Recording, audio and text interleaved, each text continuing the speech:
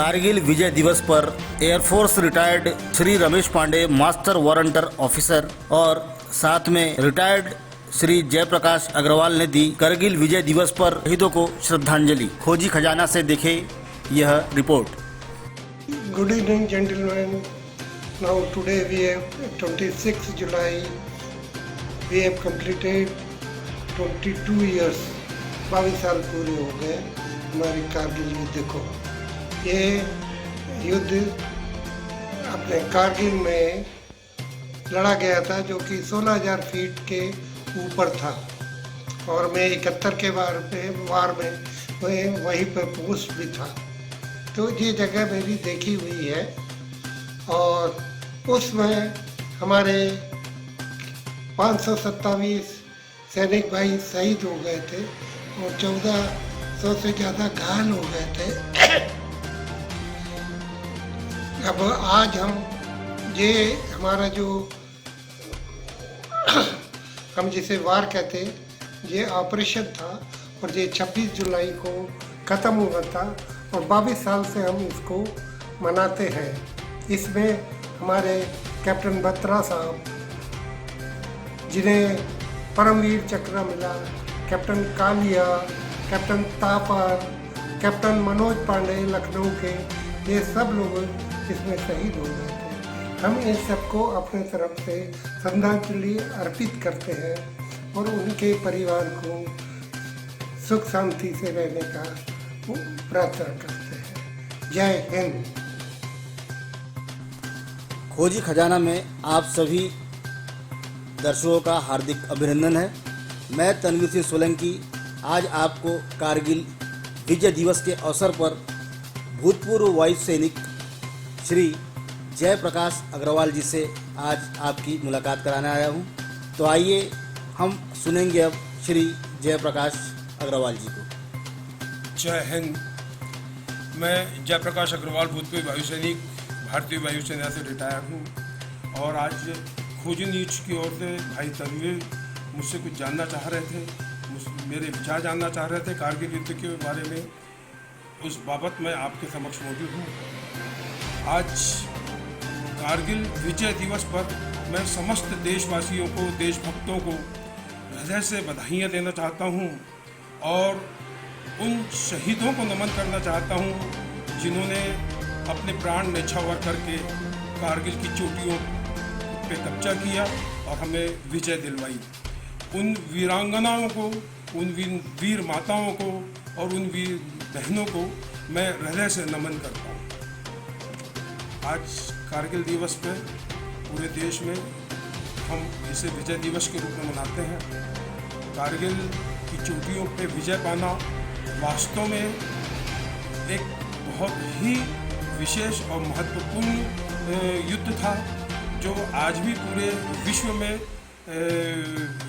माना जाता है कि इतनी हाइट पर, लगभग 11,000-12,000 फीट की हाइट के ऊपर युद्ध करके और जीतना बहुत मुश्किल काम है। बड़ी मुश्किल परिस्थितियों में हमारे जवानों ने, आर्मी के, एयरफोर्स के जवानों ने मिल करके और इस युद्ध को जीता। एक बार मैं फिर पूरे देशवासियों को इस कारगिल विजय दिवस की बधाइयाँ देना चाहता हूँ। जैसा कि सर अभी 22वां कारगिल दिवस है ये, तो आप उस समय युद्ध से जुड़े रहे, कुछ बताइए वहाँ के बारे में कि कैसे हालात रहते हैं और किन हालातों में हमने पाकिस्तान पर विजय प्राप्त करी।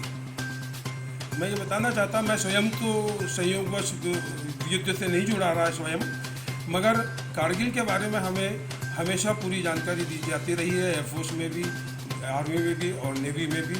अभी भी जो नए ट्रेनिंग्स हैं उन लोगों को भी ये सब जानकारियाँ दी जाती है। कारगिल की परिस्थितियाँ बहुत विकट परिस्थितियाँ थी।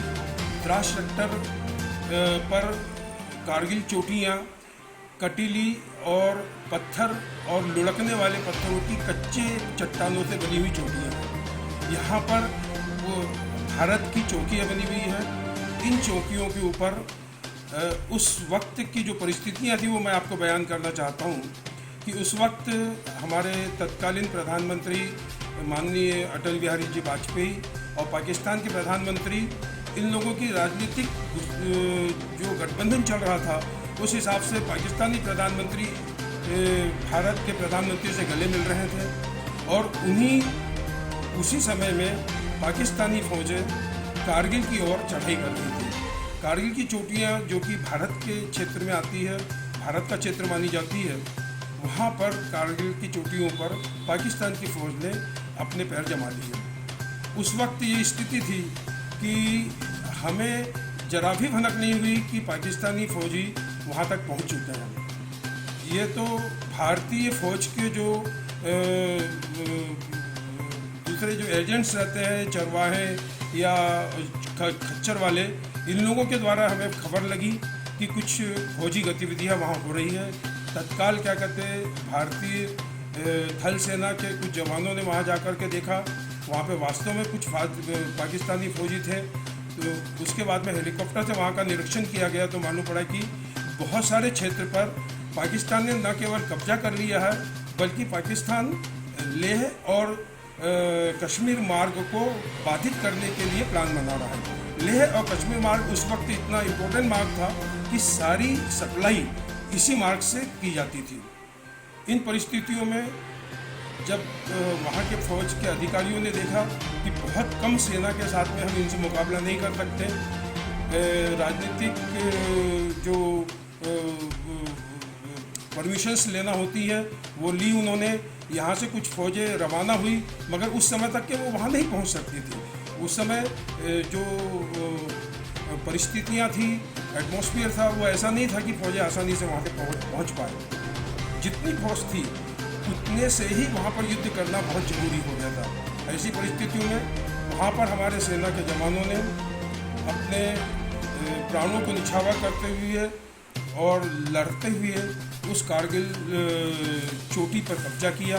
ये युद्ध करीब 60 दिन तक के चला और आज से 22 साल पहले 25 जुलाई को इस युद्ध का अंत हुआ। 26 जुलाई को हम इसे विजय दिवस के रूप में एवं शहीदों को श्रद्धांजलि समर्पित करने के उद्देश्य से इस दिवस को मनाते हैं। सर, इस युद्ध में कितने जवान शहीद हुए? जहाँ तक मुझे जानकारी है, भारतीय सेना के 527 जवान शहीद हुए थे, करीब 1300 जवान इंजर्ड हुए थे और पाकिस्तानी सेना के हज़ारों जवान न केवल शहीद हुए बल्कि हज़ारों जवान इंजर्ड भी हुए थे। वहाँ की परिस्थितियाँ बहुत विकट थी। वहाँ पर पाकिस्तान की सेना चोटियों पे बैठी हुई थी, भारतीय सेना नीचे से हमला कर रही थी। चोटी पर से अगर एक पत्थर उड़कता है तो वो गोली की माफिक नीचे आता है और अगर किसी जवान को पत्थर लग जाता है, छोटा सा भी पत्थर हो, मान लो 2-3 किलो का भी, तो वो जवान नीचे खाई की ओर लौट जाता था। ये परिस्थितियाँ थी वहाँ पे। उसके बावजूद भी हमारी सेना ने डटकर मुकाबला किया और हमें विजय दिलाई। बहुत बहुत धन्यवाद खोजी खजाना से चर्चा करने के लिए। जय हिंद। सर झुके बस उनकी शहादत में जो शहीद हुए हैं देश की हिफाजत में।